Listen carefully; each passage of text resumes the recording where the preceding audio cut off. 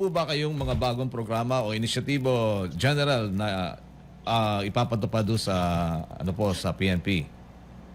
Opo. Ang ating mga inisyatibo, ang ating mga programa ay nandiyan na po. Binigay na po sa atin ng ating mga predecessors, not only the outgoing Chief General Torre. Simula na tayo noong 1991 pa at patuloy. At ito ay patuloy na ating ginagawa. In fact, all of the policies, procedures and plans had been nandiyan na po lahat.